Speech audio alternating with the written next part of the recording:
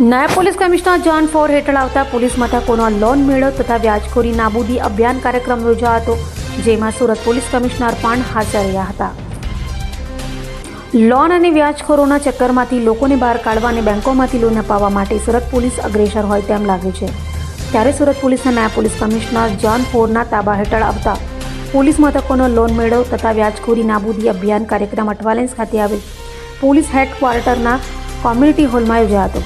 આ કાર્યક્રમમાં Surat police commissioner Anupamsinh Gehlot સહિતનાઓ ઉપસ્થિત રહ્યા હતા. તો લોન મેળા અને વ્યાજખોરી નાબૂદી અંગે સુરત પોલીસ કમિશનરે માહિતી આપી હતી.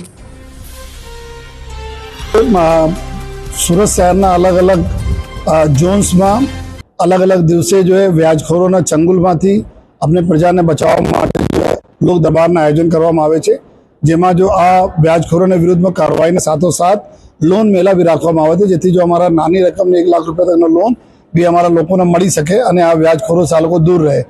एना ज संदर्भ में आज डीसीपी जोन 4 निधि ठाकुरना नेतृत्वમાં અને સેક્ટર 2 મહેન્દ્ર વાગડિયાના જો સુપરવિઝનમાં આજે પોલીસ કમિટી હોલ ખાતે ઝોન 4 વિસ્તારના આવનાર 6 પોલીસ સ્ટેશન જે પાંડેસરા, ખડોદરા, અલથાણ, વેસુ, અઠવા અને ઉમરા પોલીસ સ્ટેશનના સમાવેશ થાય છે. આમાંથી કુલ 22 જેટલા ફરિયાદીઓ અત્યારે એવા વ્યાજખોરોને વિરુદ્ધ ફરિયાદ કરવા માટે અહીંયા આવેલા છે. જો અને સાથોસાથ જો અહીંયા જો બીજી જો બેંકો છે, આ બેંકમાં જો સુટેક્સ બેંક છે, વરાછા કોઓપરેટિવ બેંક છે, पीपल्स अपना बैंक प्राइम बैंक है, एसएमसी ना स्वर्ण निधि योजना है जो है અને પીપલ બેંક આ બધા લોકો બી એના અહીંયા સ્ટોલ છે, જેના લોન લેવાના હોય અહીંયા તો લોન બી લઈ શકે છે, જો જેથી કે આ જો વ્યાજખોરોના ચંગુલમાં દૂર રહે. અને જો માનનીય ડિપ્ટી સીએમ સાહેબને બી એક અભિગમ છે, માનનીય મુખ્યમંત્રી સાહેબના સૂચના છે કે આ વ્યાજખોરોના ચંગુલમાંથી આપણે પ્રજાને બહાર રાખીએ.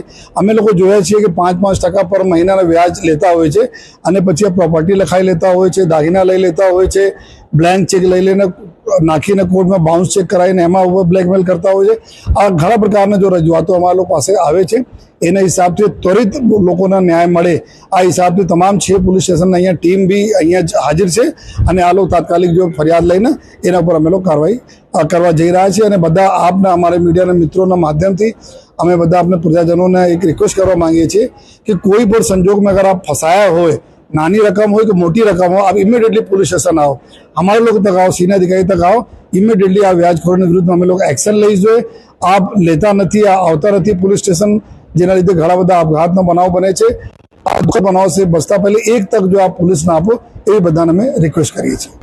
અભય થઈને નિષ્પક્ષતાથી નિરપેક્ષ રીતે વાસ્તવિકતાનો અરીસો રૂપી સચોટ માહિતી લાવતો સત્યની સાથે અભય ટાઈમ્સ.